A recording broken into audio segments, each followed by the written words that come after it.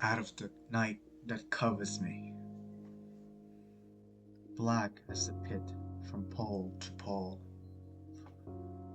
I thank whatever gods may be for my unconquerable soul. In the fell clutch of circumstance, I have not winced nor cried aloud. Under the bludgeonings of chance, my head is bloody but unbowed.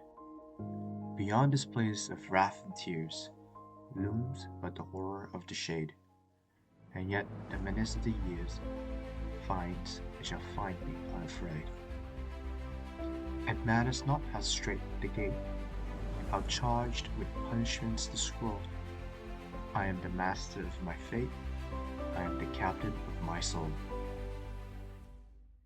Invictus, written by William Ernest Henley in 1875, is a short Victorian poem about endurance and self-mastery.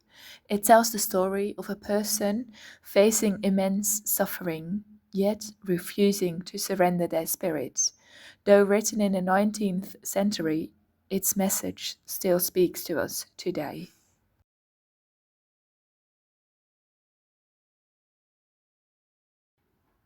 How does William Ernest Henley use imaginary and tone in Invictus to express resilience and control over fate? We will explore this question by looking at the poem's background, language, and lasting influence.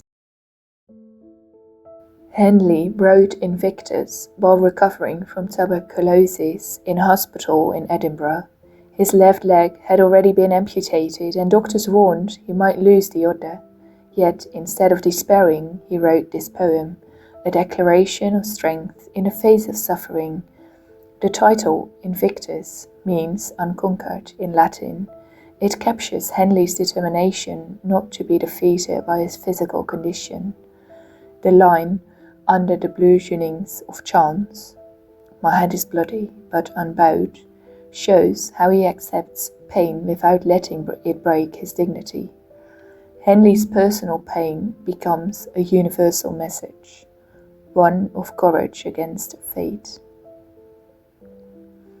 Years later, Invictus inspired Nelson Mandela during his imprisonment. He said the poem reminded him that, even in the confinement, he could control his spirit. That's the essence of resilience, power over oneself when everything else is lost. Henley uses vivid imagery to show both darkness and defiance. In the first stanza, out of the night that covers me, black as the pit from pole to pole. Darkness represents suffering, but also a test of strength. The second stanza continues this defiance. In the fell clutch of circumstance, I have not winced nor cried aloud. The word fell means cruel. He's showing us that life itself can be merciless, but courage is a choice. Through the poem's steady rhythm and strong iambic beat, Henley builds a sense of control. Every line feels deliberate, as if he's holding the wheel of a ship during a storm, which ties directly to the closing lines. I am the master of my fate. I am the captain of my soul. This final image of self-command answers our research question.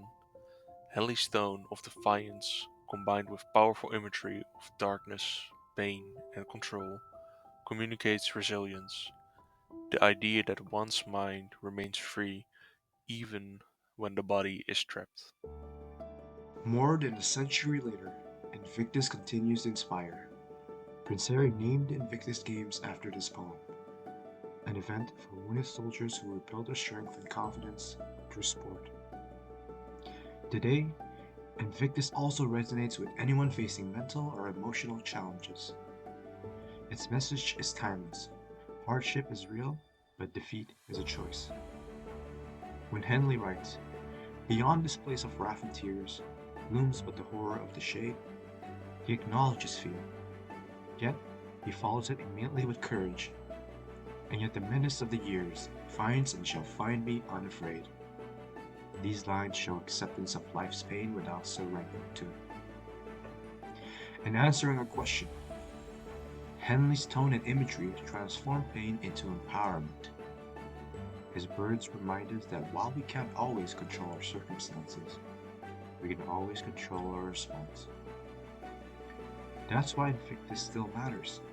It tells us that the human spirit is indeed unconquerable.